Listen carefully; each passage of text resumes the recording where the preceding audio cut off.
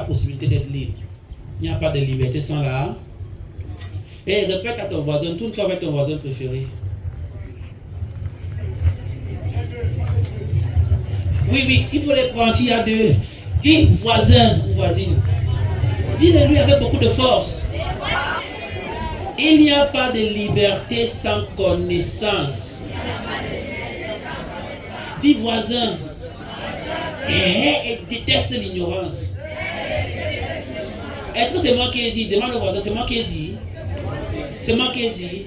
Qu'est-ce que la parole dit? Mon peuple. Pourquoi? Parce qu'il lui manque les dos. Parce qu'il lui manque quoi? Bon, toi-même, si tu péris, c'est la faute à qui? Tu as refusé de connaître. Et chaque domaine de ta vie où tu manques de connaissances, chaque domaine de ta vie où tu es ignorant, c'est un domaine dans lequel tu vas mourir. Si tu manques de connaissances par rapport au plan de salut de Dieu pour toi, l'enfer t'attend et les bras ouverts. Si tu manques de connaissances par rapport au plan de Dieu pour tes finances, tu vas mourir pauvre, bien que rempli de cet esprit. Si tu manques de connaissances par rapport au plan de Dieu pour ta famille, tu seras un bon pasteur, un bon jeune, un bon. Mais tes enfants peuvent fumer le cure. Quand ils parlent du cure, les gars sont touchés. On se comprend, non? Donc, il faut haïr l'ignorance. Tu dois te battre à ce que tu saches tout ce qu'il y a à savoir sur tous les domaines de ta... Très bien, d'accord? Est-ce qu'on est d'accord jusque-là? Ça passe, non? Voilà. J'ai déjà commencé, hein? Ça passe. Bon. Tu dois nous dire quelque chose. Il y a des difficultés auxquelles les jeunes font face lorsqu'ils veulent voyager, lorsqu'ils introduisent un projet. On a quoi par exemple? Ok. Avant de penser ou bien d'embrayer sur le voyage, il faudrait d'abord qu'on sache quel est le problème qu'on veut résoudre en essayant de voyager, n'est-ce pas? S'il n'y a aucun problème où on se trouve, peut-être qu'il ne servirait à rien de voyager. Et ces problèmes, on ne va pas se leurrer là-dessus, on les connaît tous. Donc, je voudrais qu'ensemble, on essaye d'élucider quelques problèmes. Je veux qu'on parle de maximum 3 problèmes. On en connaît plusieurs, mais quelques problèmes que les jeunes rencontrent en Afrique et au Cameroun en particulier. Alors, qui peut m'aider à le faire? Qui peut donner au moins un problème que les jeunes rencontrent? Oui, mon frère. Le chômage. Est-ce qu'on est d'accord avec lui? Quand on est d'accord avec lui, on fait comme ça là. Qui d'autre? En dehors du chômage, j'ai suivi quelque chose là derrière. La mauvaise qualité de la formation. Est-ce qu'on est d'accord avec lui? On peut faire comme ça? Très d'accord. Quoi d'autre? Le manque d'information. Merci. Est-ce qu'on est d'accord avec lui? On n'est pas forcément d'accord avec lui parce que l'information est dispo. Il faut aller là chercher. Ok. Quoi d'autre? Est-ce qu'il y a un autre élément? Le découragement. Ça c'est un peu plus personnel, n'est-ce pas? Tu peux ne pas être découragé au Cameroun. Amen.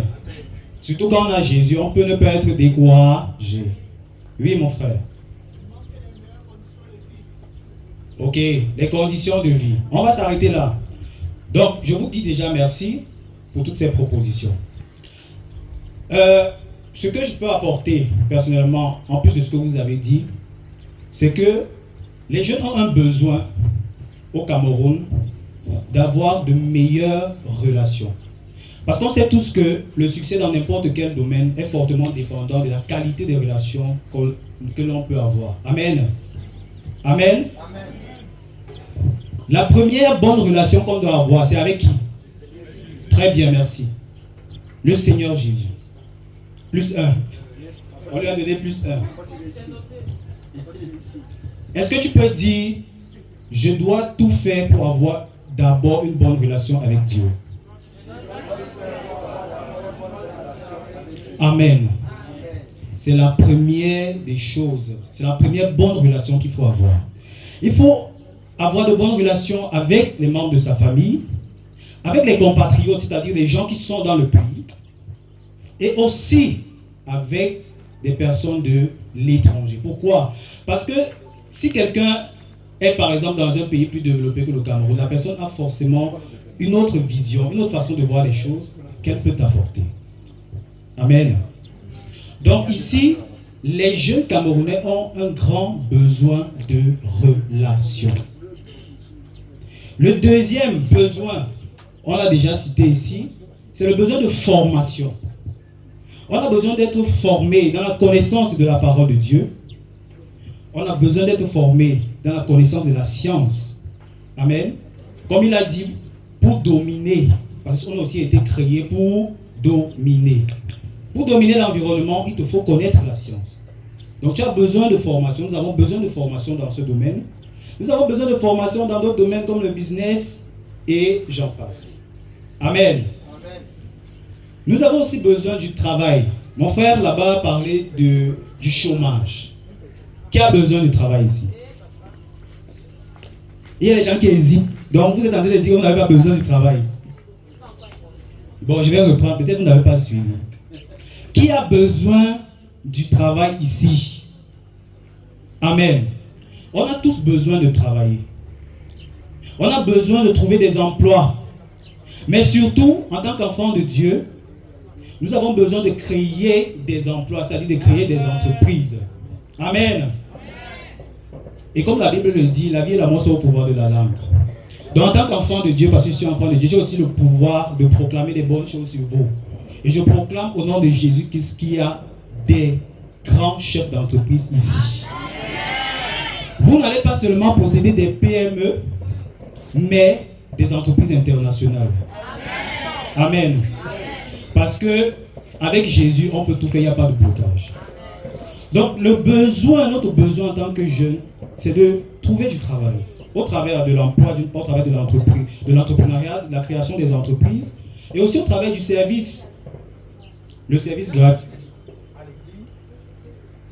Le service gratuit peut être offert à l'église. Le fait, par exemple, de venir ici, de chanter, c'est un service, n'est-ce pas? Amen. Le fait de servir les pasteurs, de servir dans la maison du Seigneur. Amen. Ce sont donc ces besoins-là, il y en a d'autres, bien sûr, qui peuvent nous amener à regarder vers l'extérieur, à chercher tous les éléments qui peuvent nous permettre de grandir et de répondre à ces différents besoins. Et de là, quelles sont donc les opportunités que peut nous offrir le fait de voyager? Pour répondre à ces besoins, est-ce que le voyage peut vraiment nous aider? C'est ce qu'on va voir maintenant. Donc, premièrement, nous allons voir que le voyage peut offrir, je dis bien peut, offrir une meilleure formation. Amen. Il y a des meilleures écoles, il ne faut pas qu'on se leurre là-dessus. Il y a des pays qui actuellement ont de meilleures écoles que le Cameroun. Amen. Vous ne pouvez pas comparer le niveau de l'université ou des écoles de formation aux États-Unis ou en Allemagne à celui du Cameroun. Est-ce qu'on peut reconnaître ça? Est-ce qu'on peut le reconnaître? Voilà. Ça veut dire que si tu veux être astronaute, si tu veux faire décoller des fusées, c'est peut-être le rêve que le Seigneur a mis dans ton cœur. Et j'espère que c'est ce type de rêve que tu as dans ton cœur. Amen. Tu vas étudier où au Cameroun, mon frère? Tu vas étudier où? Dans quelle école? Ça veut dire que tu dois penser, si tu as ce type de projet, d'aller où il y a des écoles qui peuvent justement t'accorder cette formation. Amen. Le travail mieux rémunéré, ça c'est une opportunité qu'offre l'étranger, les pays développés.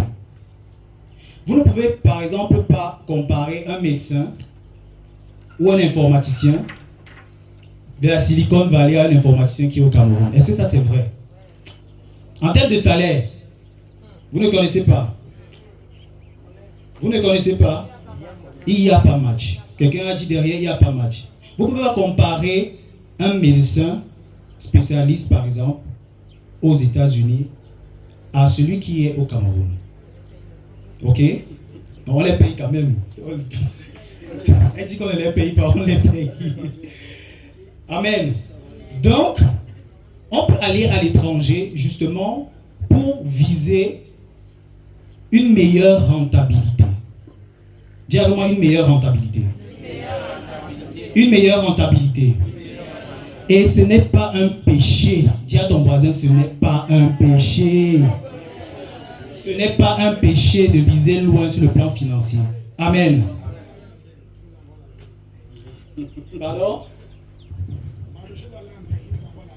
Voilà. Il doit investir dans l'œuvre. C'est important. Il doit investir dans l'œuvre. Et on va le voir maintenant, ce qui nous amène justement au prochain point, la prochaine opportunité. C'est que le voyage vers l'étranger t'offre un grand champ d'action. Amen. En termes de financement, j'espère que dans quelques années, peut-être tout au plus 10 ans, quand on va venir à un camp de jeunes, on sera dans un local qui aura été construit. Un très beau local. Construit par un jeune qui est ici à ce moment. Qui aura fait ses études en Allemagne ou aux États-Unis, je ne sais pas quoi. Amen. Oui. Parce que la bonne formation, quand tu as une meilleure formation, quand tu as une meilleure rémunération, tu as plus d'argent, tu as un grand champ d'action. Tu peux mieux œuvrer pour l'œuvre du Seigneur. Tu peux mieux œuvrer pour les membres de ta famille. Tu arrives aux États-Unis, tu peux prendre ton frère, ta soeur, tu l'amènes aussi là-bas. Tu peux construire des maisons pour ta famille, pour ta maman, pour ton papa. Leur acheter des voitures. Acheter la voiture au pasteur. Amen. Une des meilleures voitures, bien sûr. Et un jet privé. Vous allez m'excuser, hein. Vous risquez d'être choqué par moi parce que... Oui, amen. Est-ce qu'on peut bénir le Seigneur pour papa? Il a la vision. Je pensais que j'allais être seul ici. Parce que moi, je vise tellement loin. Excusez-moi. Amen. Oui. Quand je regarde à ce que Dieu a fait, mon Dieu a fait, je ne peux pas viser des petites choses. Amen. Donc, le fait de voyager vers l'extérieur, vers des pays développés, vers des pays qui sont plus avancés en termes de développement, t'offre un grand champ d'action pour aider même les pauvres. Il y a plusieurs personnes ici qui ont le besoin d'aider les pauvres. Quand tu vas là-dehors, il y a des orphelins, des lépreux, des aveugles qui chantent partout pour demander les miettes. Et tu as un besoin dans ton cœur, tu dis, oh là là, si je pouvais arriver là, je garde juste la voiture et je dis, ok, je vous offre une maison. Amen. Frère, c'est à ça que nous sommes appelés. Je ne veux pas que vous pensiez, que nous pensions que c'est des choses vraiment qui sont des rêveries. Non. Amen. Amen. Tout ce que vous demanderez au Père par la foi, vous le verrez s'accomplir. Rien n'est impossible. Rien n'est impossible. C'est moi qui ai dit ça. Hein? C'est qui? Très bien. Rien. Est-ce que Dieu était fou en disant rien n'est impossible à celui qui croit? Ça veut dire que ta limitation, c'est ce que tu crois. Ta seule limitation, c'est ce que tu crois. Amen. Ok. Tout ce que nous sommes en train de raconter ici, vous pouvez penser que ça vient vraiment de nous, notre imaginaire, notre volonté et tout. Donc je vais proposer à Onésime que nous entrions dans quelques passages bibliques, s'il le permet, pour pouvoir expliquer ce que nous sommes en train de dire. Amen. Amen. Dis avec moi, la parole de Dieu est la base de tout. Est-ce que tu es d'accord avec ça? Oui. Si quelqu'un vient te demander de voler, dis-lui que papa, la parole de Dieu me demande de faire le contraire, donc je ne peux pas. Amen. Si on vient te demander de prendre le cure, dis que la parole de Dieu m'interdit cela. Amen. Donc, nous allons entrer dans quelques passages bibliques. Le premier passage que je voudrais qu'on ouvre ensemble, c'est Proverbe 13, verset 20. Est-ce que quelqu'un peut lire pour nous? Un jeune, avec une voix qui porte, qui sait très bien lire. Non, ne me laissez pas seul. Vous voulez me laisser seul? Vous m'abandonnez?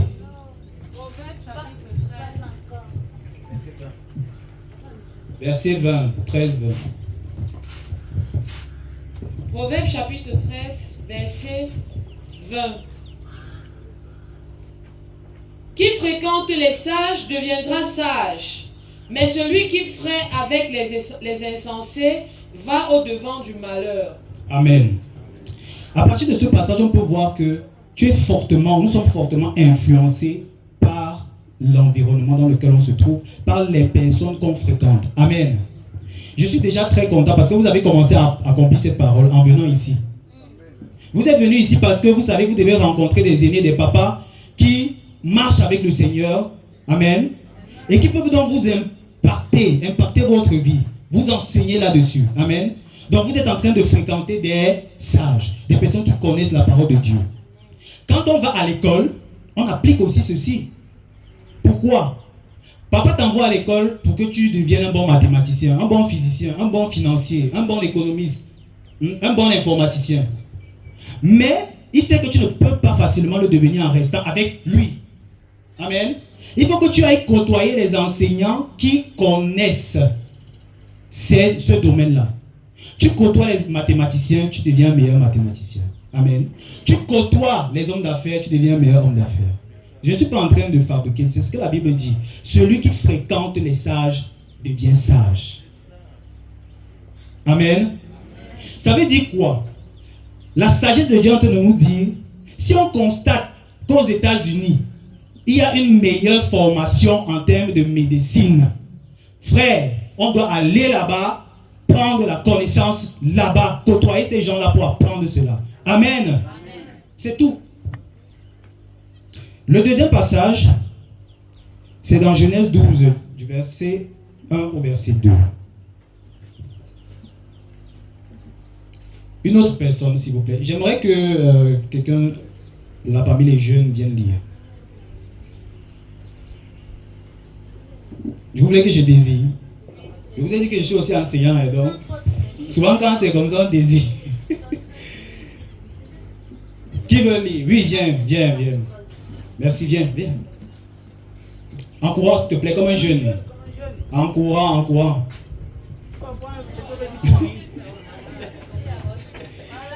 Oui, il est très chaud. Merci. Genèse 12, versets 1 et 2.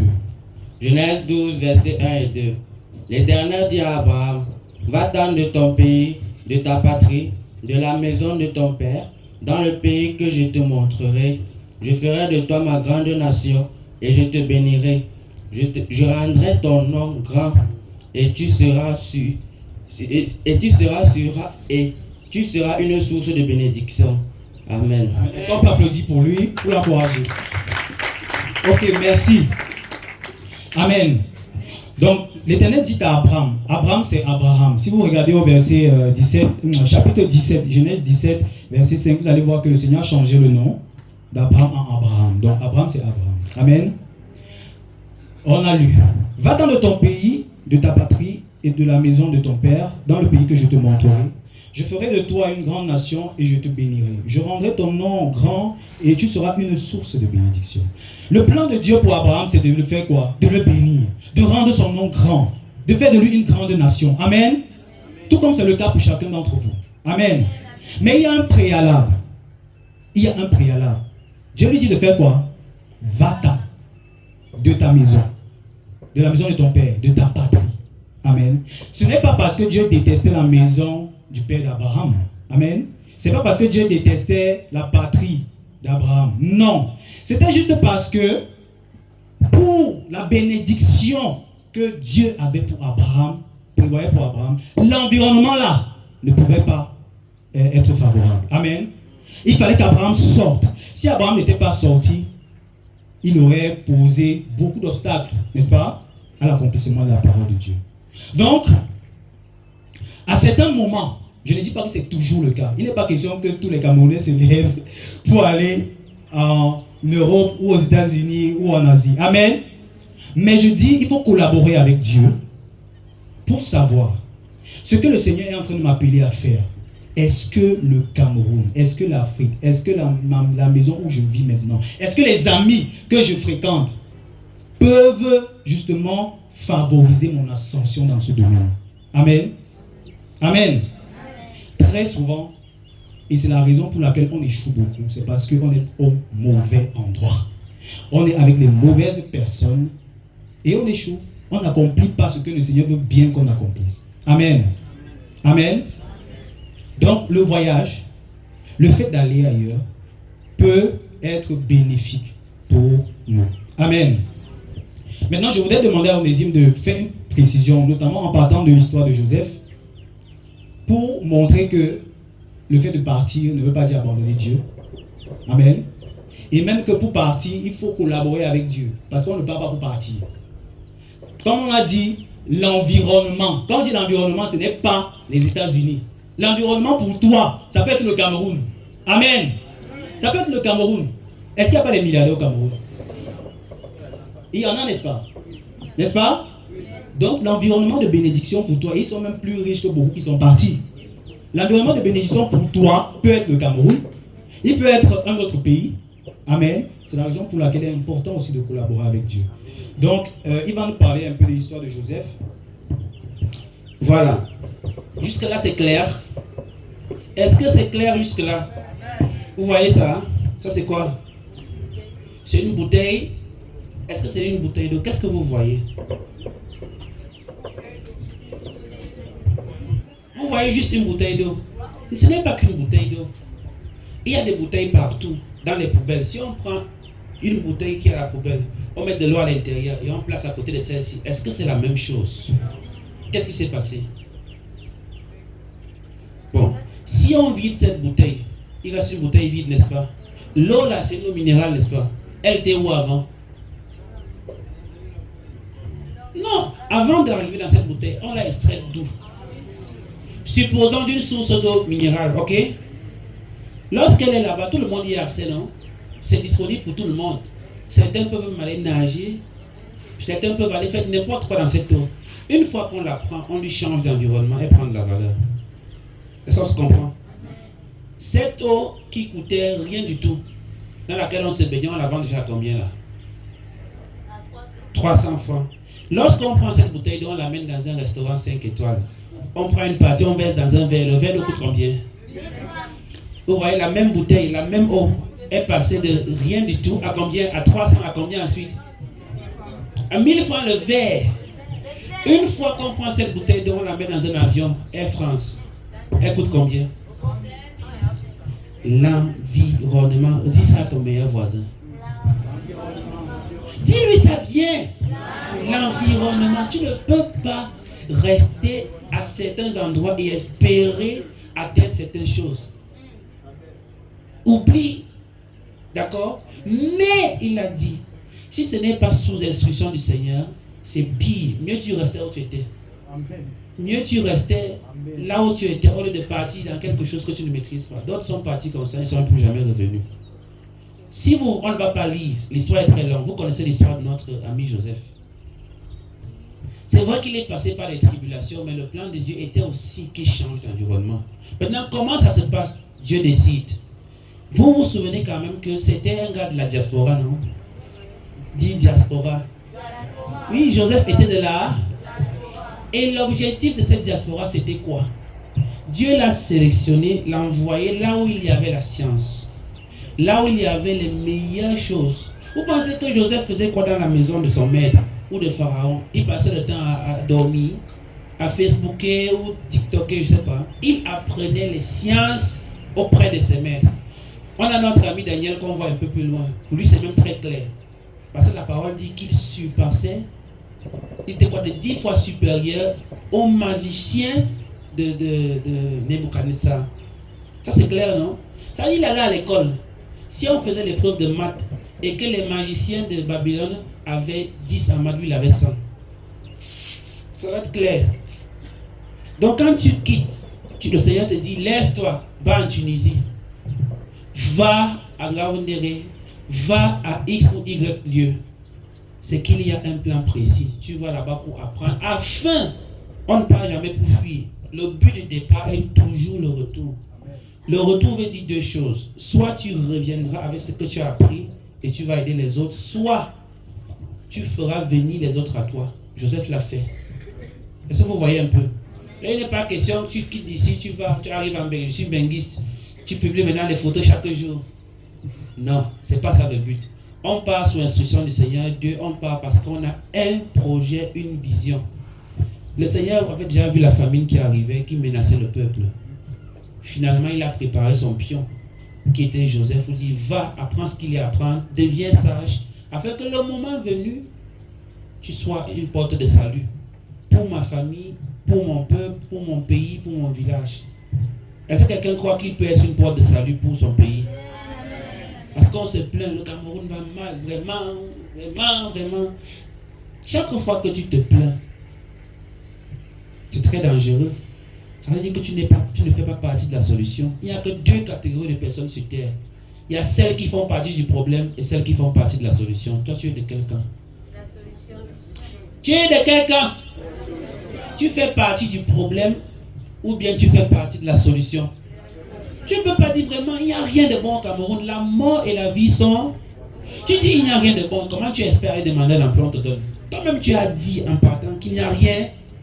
Normalement, le pays ici est corrompu. On ne peut rien foutre ici.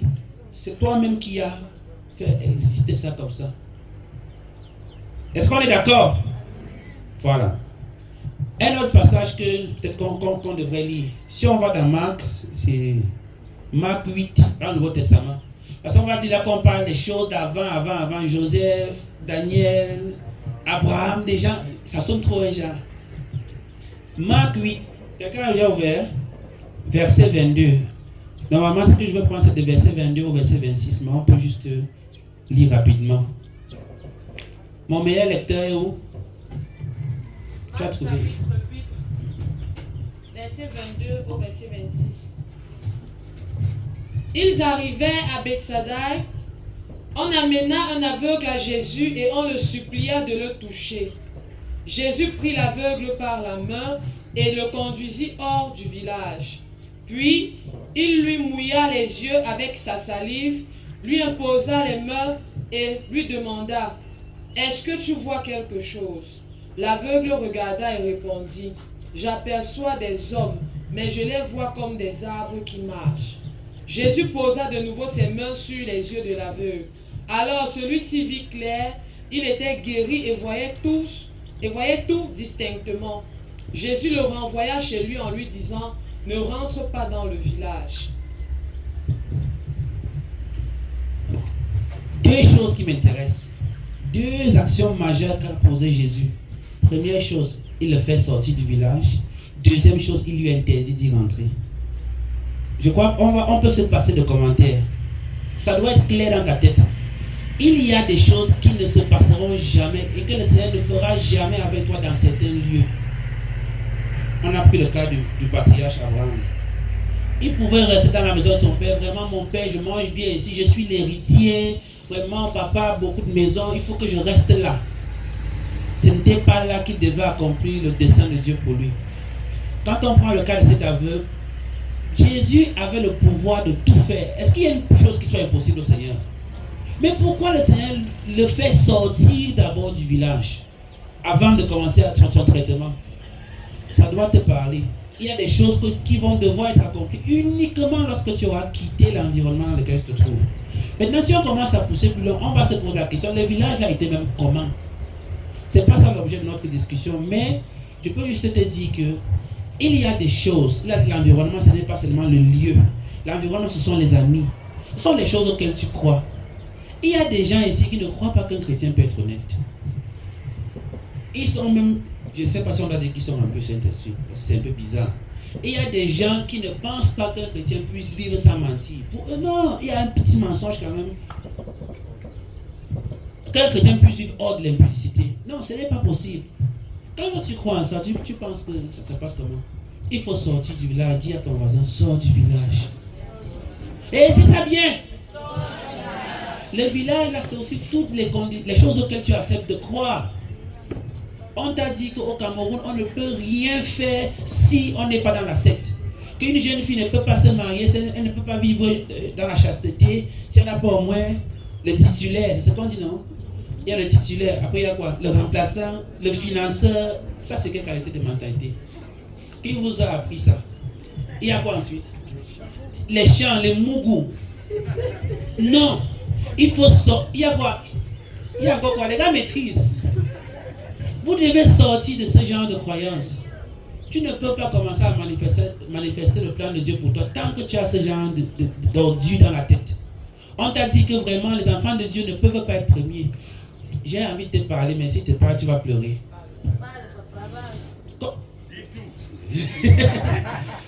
C'est un scandale. J'ai même envie de dire une malédiction, un enfant de Dieu qui échoue. Quand vous lisez dans vos Bibles, je suis la tête, vous serez la tête. Moi je dis je suis, c'est pas comme si c'est encore dans le futur. Et non quoi? Ça parle de qui? Quand, c'est quoi? C'est Philippiens 4, verset 13, non? Je puis tout. Oh, je peux te faire un témoignage. De la 6e en 3e, j'étais un mauvais élève. Je réussissais, mais j'étais un mauvais élève. Un mauvais élève, c'est quelqu'un qui part juste à l'école parce qu'on lui demande de partir. Il ne finit aucun effort. Il a peut-être 12, 13, 14 de moyenne. Il est fier. Ça, c'est une malédiction. Parce que le Seigneur met en toi des talents. Tu pars, tu enterres. On doit même te fouetter publiquement. On te fouette et on... Oui, l'homme de Dieu est d'accord. Quelqu'un est d'accord avec lui. Même si vous n'avez pas le choix, c'est ça. Tu peux avoir 19, mais tu as 14 quand tu te vantes. C'est la malédiction que tu cherches. Oui. C'est comme ça que je fonctionnais de la 6e en 3e. Et bizarrement, j'avais 14 de moyenne. Mais 14 de moyenne dans une classe où le premier a 18. Le premier avait 18. Il était premier du lycée. Même âge que nous. Les mêmes bancs, les mêmes profs. J'ai commencé à haïr la maths parce que j'avais des amis là qui me disaient allons jouer, allons jouer. J'ai découvert que je devais subitement être talentueux pour le foot. Ou qui m'a révélé ça, je ne savais pas. Je commence à jouer au foot et je me retrouve en train de fuir les cours de maths. Mon professeur de maths s'appelait M. Takene Moïse. Son nom est là, son visage est encore là quand je parle. J'ai donc décidé que j'ai les sous en maths parce que mon professeur est un noyeur. Quelqu'un connaît le mot là? Hein? Voilà. Moi je fuis les cours, j'estime que le professeur est un noyeur. C'est comme ça que je m'en sors en 3e avec un truc comme 4 ou 5 en maths. Mais gloire soit rendue à Jésus. C'est cette année-là que je donne ma vie au Seigneur. Et l'un des premiers passages que je lis, c'est ce que je viens de vous citer. Je puis tout par celui qui me fortifie. Une seule question que je te pose. Quand on dit tout, il y a quoi dans tout? Il y a quoi dans tout? Je dis donc, mais si l'affaire s'y marche, on va tester. Et la parole nous promet que c'est Dieu qui crée et le vouloir. Donc si tu manques même d'amour, de zèle pour faire les maths, dis Seigneur, donne-moi un peu de volonté. Maintenant, quand tu as la volonté, ça te dépasse, donne-moi maintenant la capacité. C'est lui-même qui donne tout. Donc il n'y a rien là qui t'appartienne. Je dis au Seigneur, on va tester l'affaire ici. Dieu m'est témoin, je parle devant les hommes de Dieu. Pour la première fois dans ma vie, j'ai commencé à aimer les maths. Je me retrouvais en train de faire les maths de minuit à 6 heures. Personne ne m'a forcé. J'ai commencé à aimer les maths. À l'époque, on utilisait un livre qui s'appelait Siam. Il y avait 2 parties, les exercices ordinaires et l'approfondissement. Quand les gens finissaient le cours, c'est moi j'ai commencé à m'exercer avec les approfondissements. Et je ne sais pas à quel moment le Seigneur a recablé mon cerveau. Jusqu'à ce que je me suis retrouvé en train d'avoir probatoire, blanc, probatoire, 20 sur 20 en maths. Oui, si on applaudit ça, c'est pour le Seigneur. Vous connaissez mon père. Allez lui demander, il a encore mes bulletins. Vous pouvez aller voir. Mes bulletins, à partir de la seconde, ne demandez pas pour la 3e. Ça, c'est un témoignage que je vais rendre à la fin de mes jours en glorifiant le Seigneur. Parce que je savais que je pouvais tout faire, mais sauf la maths. On dit quoi, la maths, c'est Dieu qui donne. Non, tu ne peux pas m'expliquer que tu es nul dans une matière ou nul dans quelque chose et tu dors jusqu'à ce que tu te réveilles le matin. Tu n'es même pas troublé dans ton sommeil. Est-ce qu'on se comprend? Il y a donc des choses auxquelles tu dois renoncer. Je ne peux pas.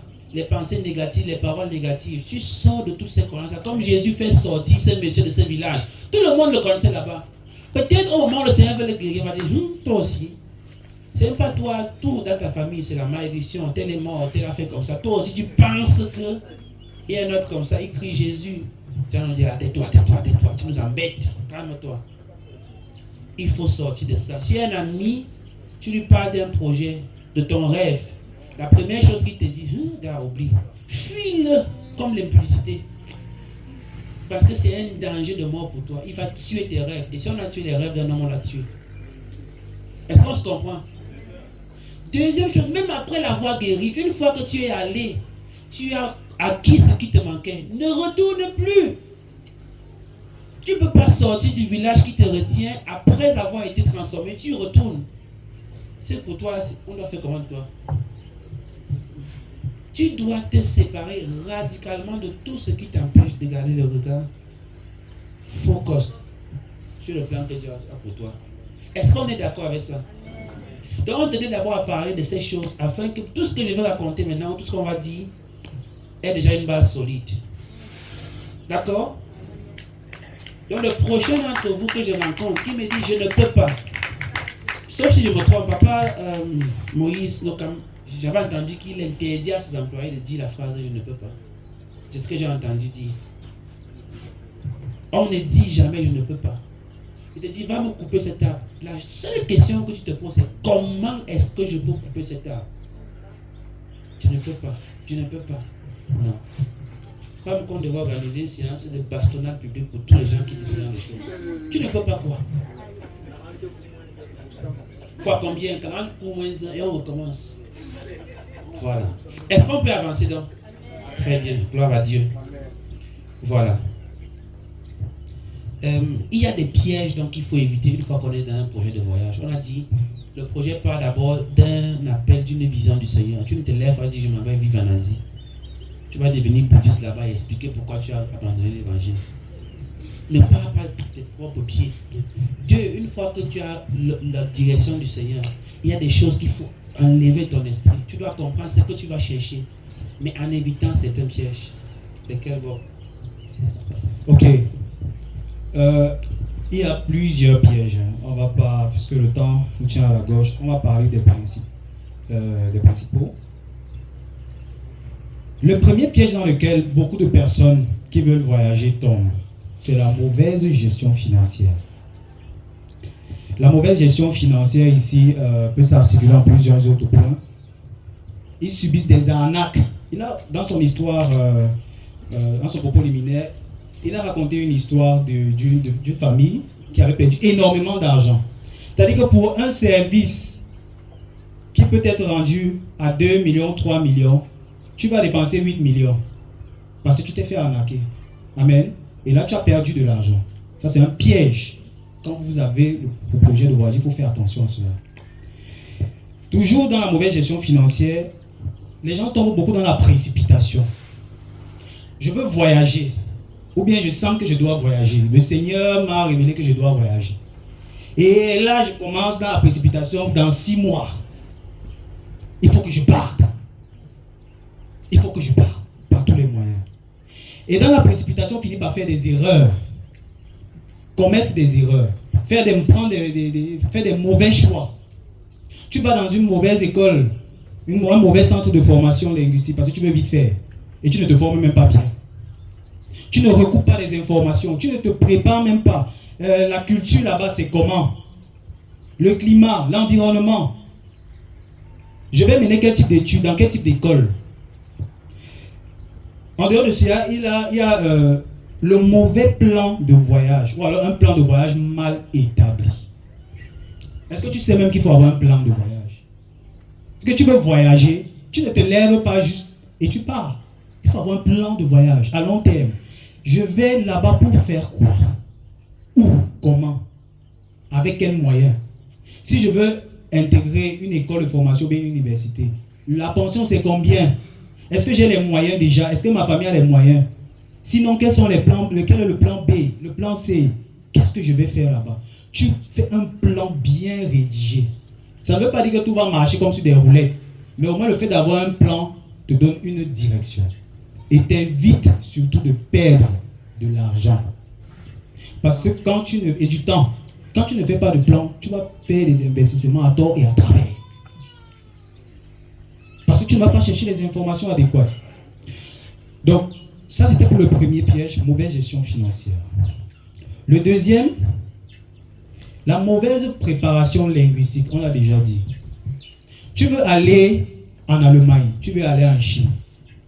Beaucoup savent qu'il faut apprendre la langue, mais ils ne savent pas où, avec qui apprendre, bien apprendre la langue. Vous voyez par exemple les Allemands, ce sont des personnes qui sont très rigoureuses. Amen. Si vous voulez aller en Allemagne, vous voulez apprendre l'allemand n'importe où là, vous entrez dans un centre de formation où on mélange le français et l'allemand en vous enseignant. Vous sortez de là, vous n'avez pas le niveau. Comme il disait tout à l'heure, qu'il a évalué des apprenants, ils n'avaient pas le niveau. Ça veut dire que s'ils arrivent là-bas avec cette mauvaise préparation linguistique, ils seront butés à tous les niveaux. Ils vont devoir reprendre. Et ça, c'est une perte d'argent, une perte de temps. Amen. Donc là, il faut bien se préparer linguistiquement parce que la langue, c'est un moyen de communication très puissant. Amen. Troisièmement, la mauvaise orientation professionnelle. Il me racontait, si tu permets, Onésime, il me racontait une histoire, je crois que c'était avant-hier, d'une jeune apprenante qu'il a tenue il y a de ça plusieurs années, qui est revenue au pays et qui lui a dit qu'elle a dû changer son orientation professionnelle parce qu'elle s'est rendue compte là-bas qu'elle était totalement égarée. Et que le plan professionnel qu'elle avait ici était le mauvais. Qu'elle est arrivée là-bas, elle s'est rendue compte des réalités. Elle avait déjà perdu de nombreuses années à l'université. Elle se rend compte des réalités et elle vient reprendre dans une école de formation et elle se dit que quelques mois après, elle voit que ça marche beaucoup plus que toutes les années qu'elle a perdues. Donc, la mauvaise orientation professionnelle peut être pour toi un piège. Il faut que tu saches exactement qu'est-ce que tu vas aller faire, exercer là-bas comme profession. Amen. Et comment est-ce que tu dois te préparer par rapport aux challenges dans ce pays-là? Parce qu'il y a des challenges dans chacun des pays. Il y a des choses qu'on ne va jamais vous dire dans les médias. Ne vous inquiétez pas. On va parler d'un problème ici, par exemple de racisme. Il y a encore des pays où des gens subissent le racisme. On ne va pas vous dire ça dans les médias. Mais là, ça, vous devez être sage et comprendre qu'il y a des sphères. Par exemple, si vous vous engagez d'y aller dans certains pays, vous aurez beaucoup de difficultés. Et donc, il faut que vous soyez bien orienté. Il faut que quelqu'un vous dise, non, dans tel pays, telle profession, c'est un peu compliqué. Et certaines filières, c'est un peu compliqué. Si tu vas là-bas faire ça, ça sera un peu difficile. Par contre, tu peux faire telle autre chose. Donc, il faut avoir une bonne orientation professionnelle. Et il faut se préparer au challenge dans le pays d'accueil. Donc, voilà déjà 3 pièges qu'il faut éviter d'emblée. Est-ce qu'on a compris quelque chose? Ok. Donc, je vais, pour que vous compreniez bien, la mauvaise gestion financière, on reprend, la mauvaise préparation linguistique et la mauvaise orientation professionnelle. Il y a d'autres éléments, beaucoup d'autres. Et là, vous pourrez vous rapprocher de Onésime, qui est le président, directeur général de Global Sprach Institute. Il pourra mieux vous orienter. Là, c'est son domaine. Amen. Et comme c'est un enfant de Dieu, au moins, en lui, on a confiance. Il vous a dit, c'est quelqu'un qui veut toujours avoir 20 partout. Donc ne vous inquiétez pas, là aussi, cherche 20. Amen. Donc maintenant, nous allons, si vous permettez, passer à une activité pratique. On n'est pas venu ici pour bavarder, après on part, vous nous regardez seulement. On veut que vous travaillez avec nous. On veut savoir si vous avez vraiment compris quelque chose. Amen. Donc ce qu'on va faire, c'est que on va vous regrouper, peut-être en un groupe de 5-5. Vous allez travailler. Et vous allez nous concevoir une stratégie de voyage en 5 étapes.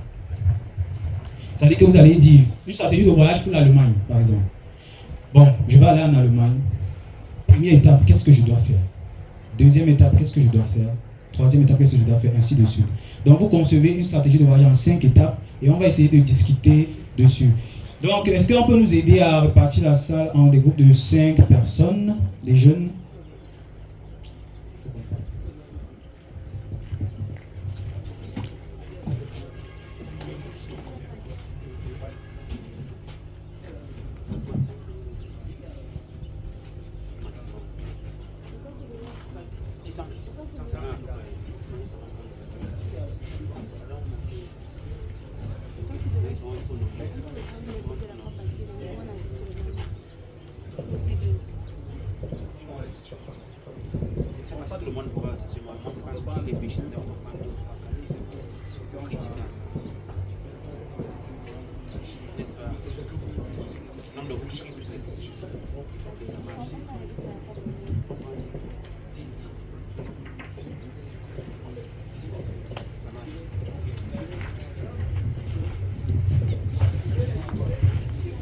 Amen. Alors,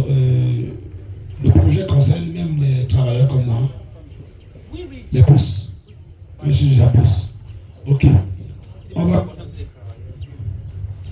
on va commencer comme la dernière fois.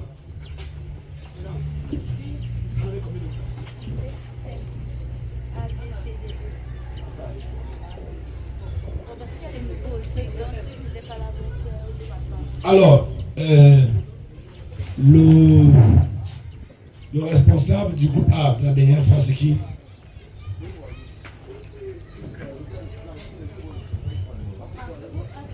Groupe A. Caleb. Caleb, tu peux descendre s'il te plaît. Que tes lieutenants te suivent.